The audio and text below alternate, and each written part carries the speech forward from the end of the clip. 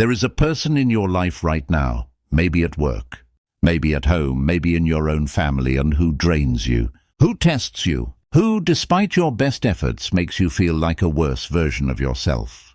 And here is what nobody tells you. The Stoics had a direct, almost ruthless answer for exactly this. Welcome back to Wisdom of the Stoics. Today we're exploring one of the most practically powerful teachings. This ancient philosophy offers not on death, not on ambition, not on fate, but on people, specifically difficult ones. Because if we are being honest with ourselves, the greatest threat to our peace of mind is rarely circumstances. It's people. The colleague who undermines you, the family member who provokes you, the stranger online who seems to exist purely to disagree, the person who, no matter how many times you extend goodwill, returns it with hostility. The Stoics were not naive idealists. Marcus Aurelius governed an empire. Epictetus was a slave who endured brutal mistreatment. Seneca navigated the court of Nero, a man who would eventually order his death. These were not philosophers sitting safely in ivory towers, writing about hardship from comfort. They lived it, and what they discovered, through suffering, through leadership, through relentless self-examination, is a framework for dealing with difficult people that is so elegant, so psychologically sophisticated, that modern therapists are still catching up. In this video, we're going to walk through that framework step by step. Stay until the end. The final principle may change the way you see every difficult person you've ever known. Let's start with the most common mistake we make when someone is difficult with us. We make it about us. They said something cutting, and we spend the next 4 hours mentally replaying it. They were dismissive in a meeting, and we walk out questioning our worth. They were passive-aggressive at dinner, and suddenly our entire evening is held hostage. Marcus Aurelius, in his Meditations, a private journal never intended for publication, writes with almost brutal honesty about this trap. He reminds himself again and again that the disturbance never comes from outside. It comes from within. He writes that you have power over your mind, not outside events. Realize this, and you will find strength. Now, I want you to sit with that for a moment, because the instinct is to dismiss it. Easy to say, Marcus. You were emperor. But remember, Marcus was writing this to himself during active military campaigns, political betrayals, plagues, and the deaths of children. He was not writing from ease. He was fighting daily to hold this truth.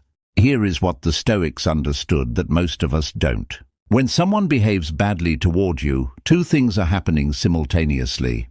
There is their action, and there is your interpretation of their action. These are not the same thing. They happen in two completely different places. Their action happens in the external world, which the Stoics called ta ektos, the things outside us. Your interpretation happens inside you, in what Epictetus called the hegemonikon, the ruling faculty, your mind, and only one of those two places is yours. This is not passive resignation. This is surgical precision. By refusing to automatically convert someone else's behavior into your suffering, you are not becoming a pushover.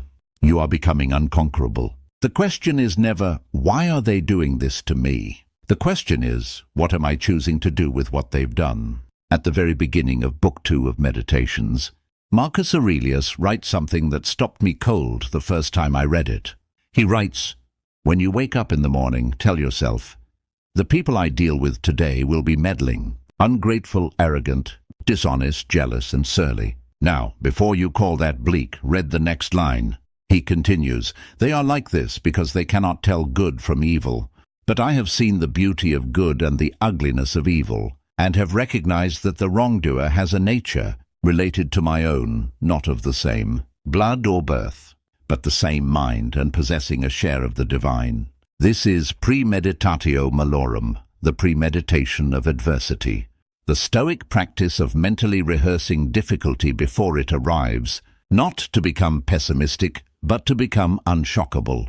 Think about what this does psychologically. Most of us operate on an unconscious assumption that people will be reasonable, fair, and kind. And because we hold that assumption, when they are not, when they are petty, or cruel, or small, we are blindsided. We feel betrayed. We feel like the world has broken a promise it never actually made. Marcus refuses that setup entirely. He wakes up and says, "Some people today will be difficult. I already know this. I am not surprised. I am prepared."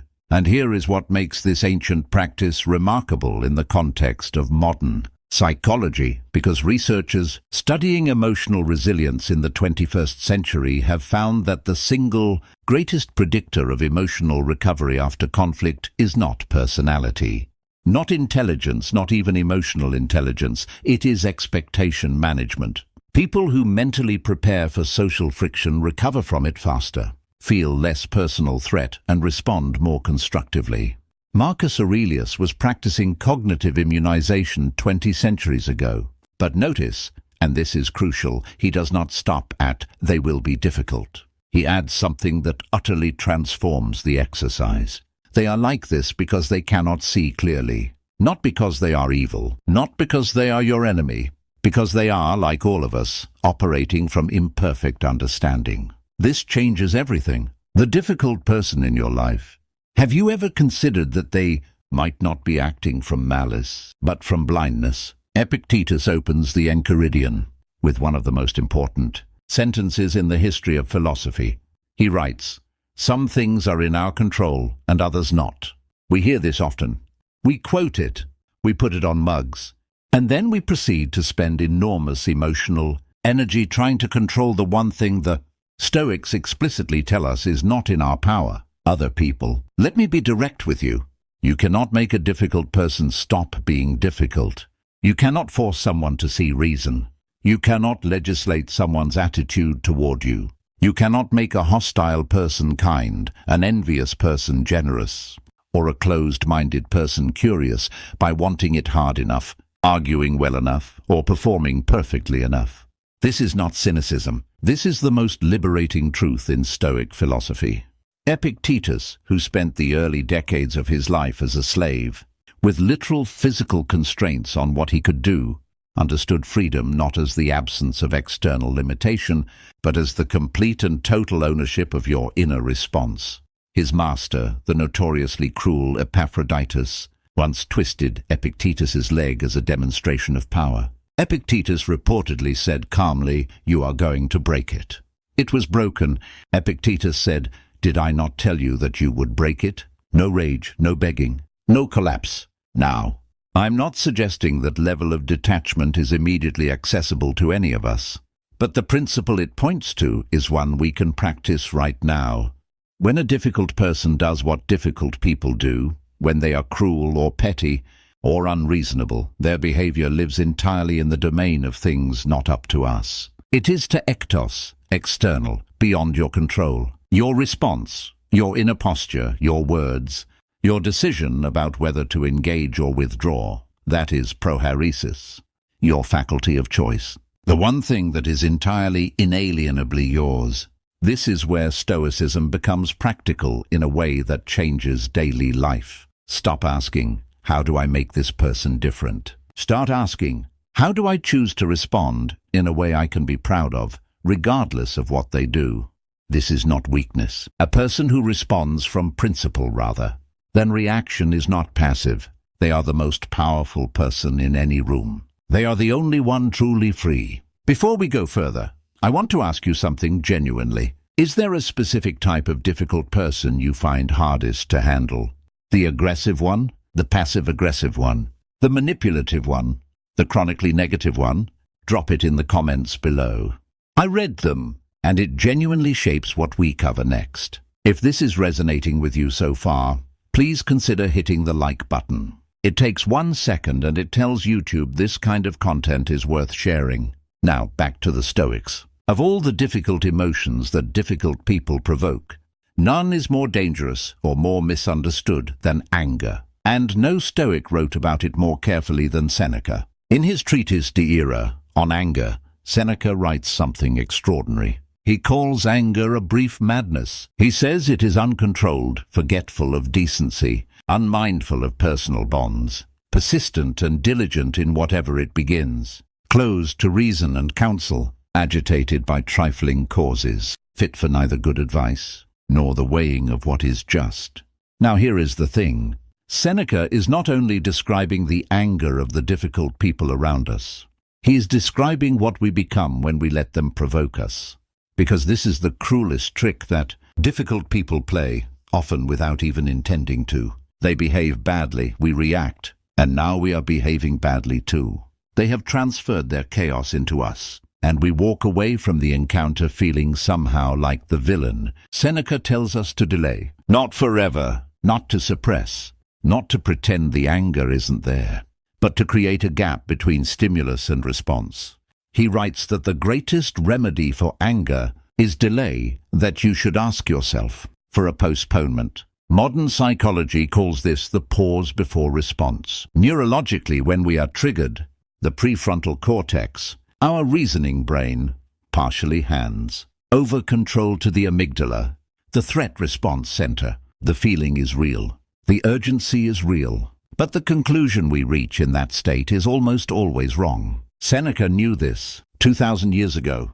He also gives us something else, something even more radical. He tells us not to use anger as a tool. In his time, as in ours, there was a common argument. Sometimes anger is useful. Sometimes you need to be fierce to get things done. Seneca dismisses this with elegant precision. He says that everything anger achieves, reason can achieve better, and without the cost. Think about the most effective, respected people you know. The ones who command a room not through volatility, but through calm authority. There is a reason we trust them with hard conversations. There is a reason difficult people seem to deflate in their presence. They have mastered what Seneca is describing.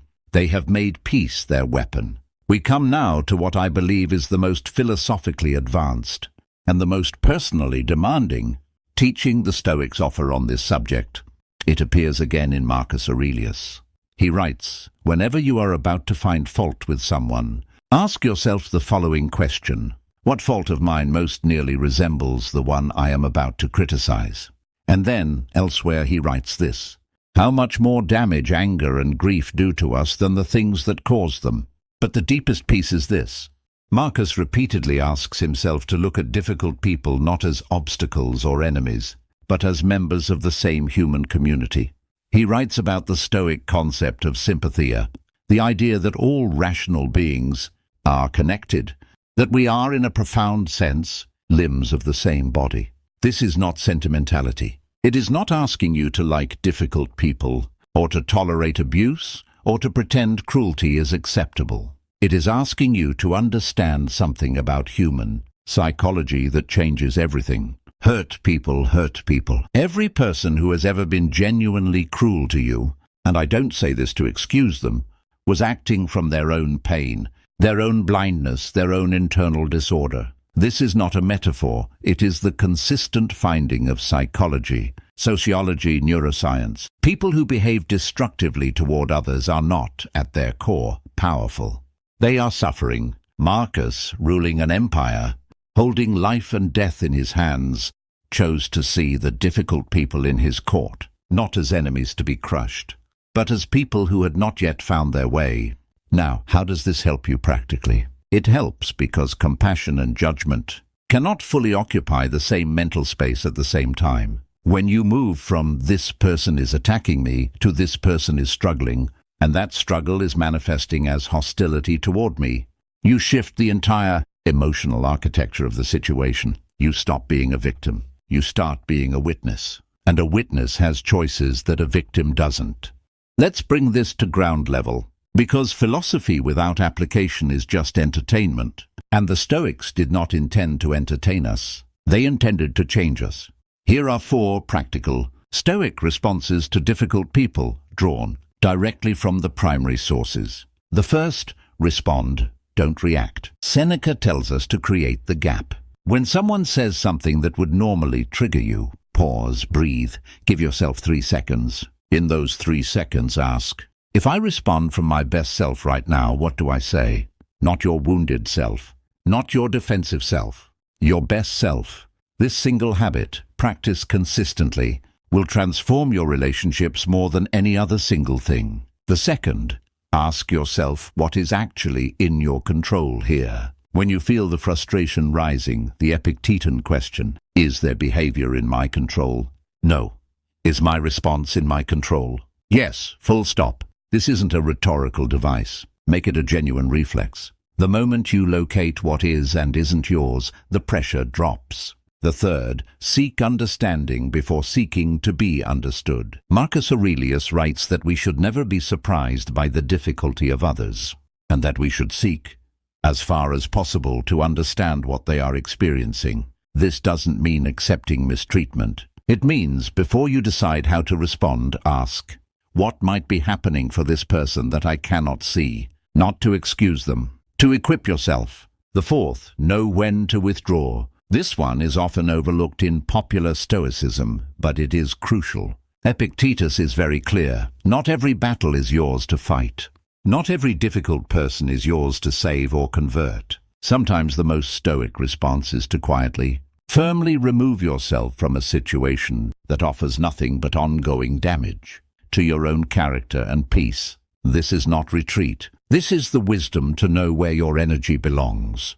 Stoicism does not ask you to be a punching bag in the name of virtue. It asks you to be genuinely free, and sometimes freedom looks like a door quietly closed. I promised you something at the start of this video. I said the final principle might change how you see every difficult person you have ever known. Here it is. Marcus Aurelius, near the end of Meditations, writes something that I consider one of the most honest sentences ever committed to paper. He writes, and remember, this is a private journal written only for himself. Confine yourself to the present, and then in another entry, you have power over your mind, not outside events. And then, most honestly of all, the impediment to action advances action. What stands in the way becomes the way. In other words, the difficult person is not interrupting your path. The difficult person is your path. Every encounter with someone who challenges your patience, your equanimity, your sense of self, it is not a disruption from the work of becoming who you want to be. It is the work. It is the gymnasium Epictetus talked about. It is the resistance training for the soul. Marcus did not become Marcus Aurelius despite the betrayals, the ingratitude, the cruelty he witnessed. He became Marcus Aurelius through them. Every difficult encounter was an opportunity to either lose himself or find himself. He chose to find himself again and again and again. And here is the deepest turn. The question this philosophy ultimately asks is not, how do I handle difficult people? It is, who do I become in the presence of difficulty? Because that is the only question whose answer is entirely yours. The Stoics were not asking us to become emotionless, not asking us to become indifferent to injustice or to smile through abuse, or to convince ourselves that everything is fine when it isn't. They were asking us to become free, free from the reflexive suffering that other people's behavior can cause us when we hand them the power to determine our inner state. Free from the addiction to being right, being validated, being treated the way we deserve. Free to respond from our values rather than our wounds. Marcus Aurelius, Epictetus, Seneca. None of them had easy lives. None of them were always at peace. They struggled. They failed. They wrote about their failures with a candor that, 2,000 years later, still makes you feel less alone. But they kept returning every day, in every difficult encounter, to this practice, this discipline of the mind, this choice to remain themselves. And that practice is available to you today, in your next conversation with the difficult person in your life, not to defeat them, to free yourself. If this resonated with you, genuinely, please share it with one person who you think needs to hear it. Not for the numbers, because this kind of philosophy spreads the way it always has, person to person, hand to hand. If you want to go deeper, we have a full video on Marcus Aurelius's Meditations and one on Seneca's Letters that pair beautifully with today's content. I'll link both at the end of this video. Subscribe to Wisdom of the Stoics if you haven't already. We release new content every week. No noise, no filler, just the ancient wisdom that still holds. I'll see you in the next one.